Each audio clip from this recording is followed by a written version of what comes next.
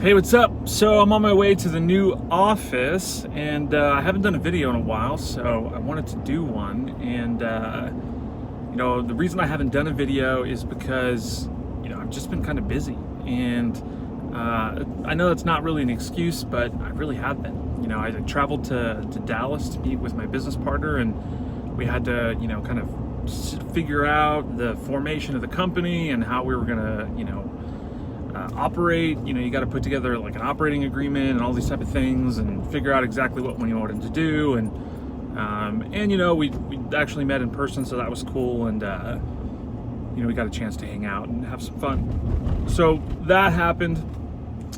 Shortly after that, we just got slammed with a ton of client work, and I was trying to close out a real big project at the same time.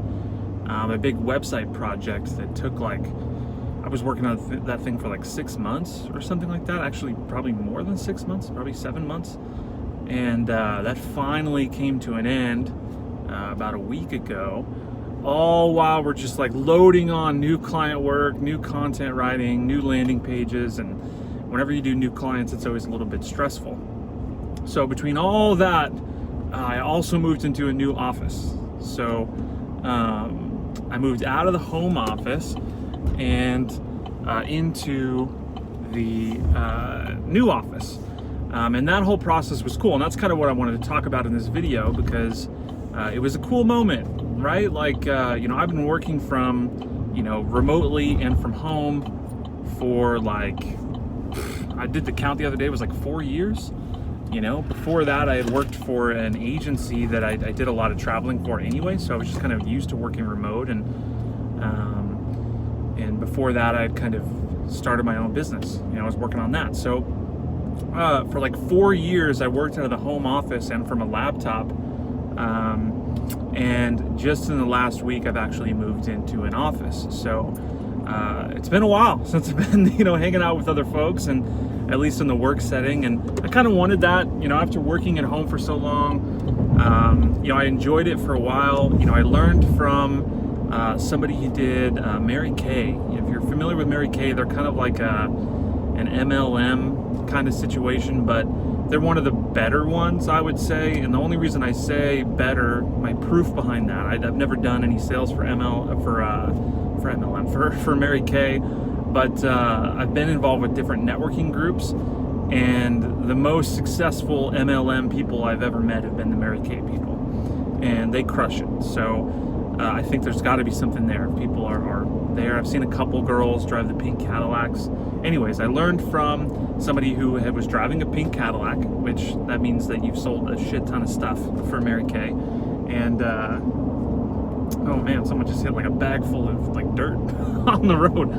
Anyway, so I met this person, and she worked from home, and I had made the joke to her. I was like, oh yeah, you get to work in your PJs every day.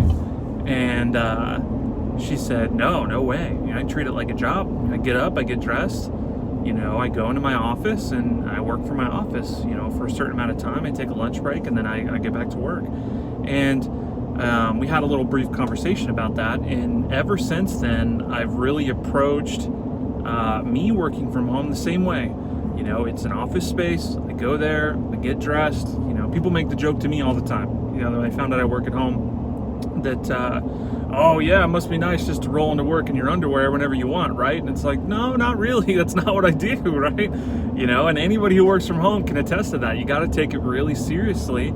Otherwise, you will just go to work in your underwear, and you'll roll in at noon, and you won't get anything done, and then you'll be looking for a job again. So anyways, I did that for a long time, and just in the last couple of months, I've been really trying to move into an office for a couple of reasons. Reason number one is, I wanted something more. I kind of wanted the social environment. I've been doing the work from home thing for a long time. I hadn't really worked around people, and I plan on hiring some staff.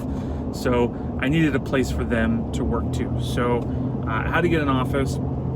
And reason number two was that with the new business partnership, we needed a physical location here in Vegas. We needed an actual business address, and we didn't want to use a P.O. box. So that combined with my own personal feelings, I wanted to get an office. So that happened.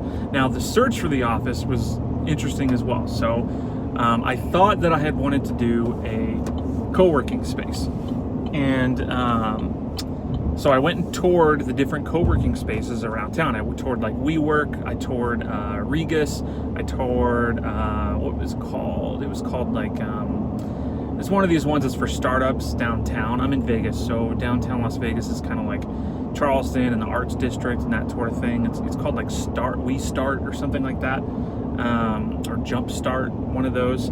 And I didn't really like the co-working space. When you're in those spaces, unless you pay the big money to have one of the larger offices, you're not really in a private space. You either get a desk or you get like an office that's pretty small and you're really stacked in. It reminds me of like I don't know, like some kind of like corporate machine kind of thing. That's how I felt in some of these places. And then the ones that were more like startup vibe, like totally committed to the co-working space, were just not my vibe either. And I understand that, that's a cool thing. If you're in the right type of industry and you are a startup and you need that collaborative environment, then it can really be beneficial. I've done a couple startups and the collaborative environment's cool. But for me, I needed like a door. I needed a place where I could, bring clients and that sort of thing. So the co-working space just wasn't gonna work. So then I started touring Regus, and Regus was very nice.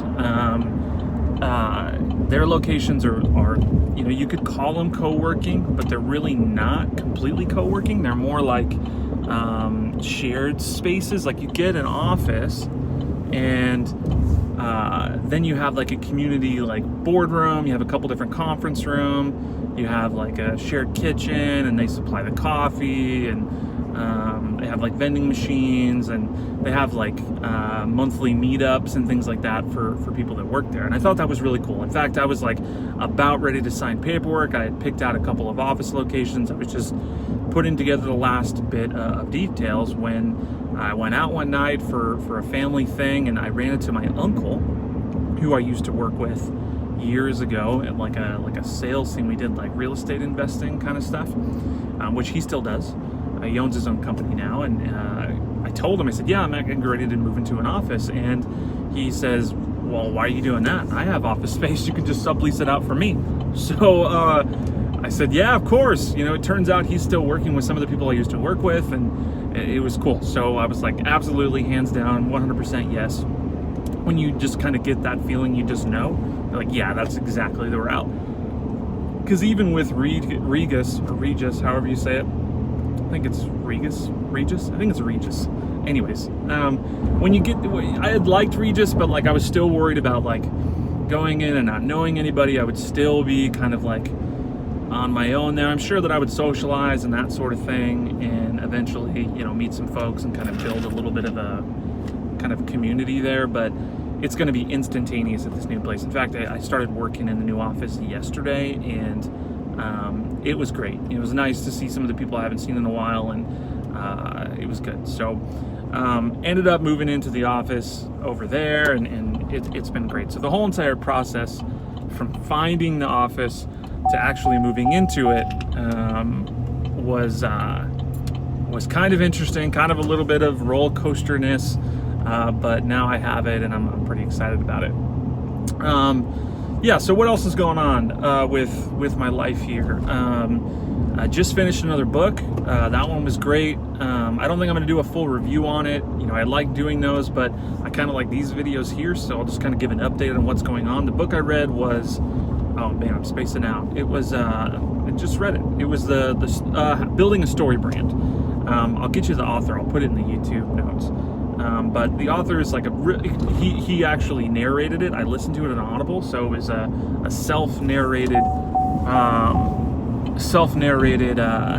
audiobook, which was fantastic. Building a Story Brand was another one of those books that was filled with information that was immediately practicable with my clients. So I was able to take pieces of information that I was learning from the book and apply them directly to landing pages, to sales copy, to advertisements, to videos, everything that we've been doing, I was able to kind of, immediately pull stuff over. In fact, I couldn't get through that book fast enough because I wanted to get the whole picture, because I wanted to apply it to all the things that we were doing. And that book is neat as well. I would recommend getting a hard copy possibly as well, or at least going and downloading the PDFs that come with the book, because there's like worksheets and there's like diagrams and things like that come with it. And if you buy the audiobook, at least if you buy it from Audible, you get those diagrams.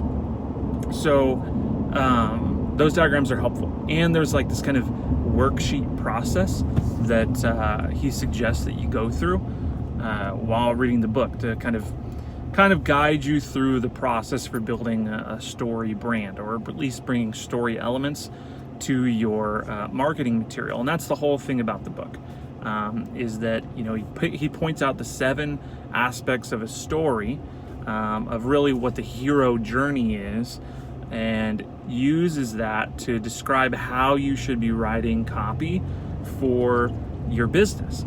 And the big mistake, according to this book, that businesses make, and I agree with it, is that a lot of businesses write from the perspective that their company is the hero, that their company is the best. We've got 3 stars, on this one rating. We've been in business for 20 years. We have a family business. We have generations of this. We've been we were the first manufacturer in the state, and these type of things, which really don't matter to the customer. What matters to the customers are the benefits that your business is going to bring them. And if you can really understand that, and then write in a way that instead positions the customer as the hero, then you can really win a lot of sales. Now, I've done probably a terrible job paraphrasing that. I understand it, but paraphrasing it's a little bit different. And what I would recommend is that you read the book, because it's really great, and at least listen to it on Audible and pull out some of those nuggets. Anyways, what else? So I'm getting ready to pull up my office here now. That was a short little drive, but yeah, I'll catch you next time. I'll give you another update on some other stuff going on. I'm sure I'll have some interesting stories here soon, and I appreciate you checking me out. So have a good one, and enjoy the rest of your day.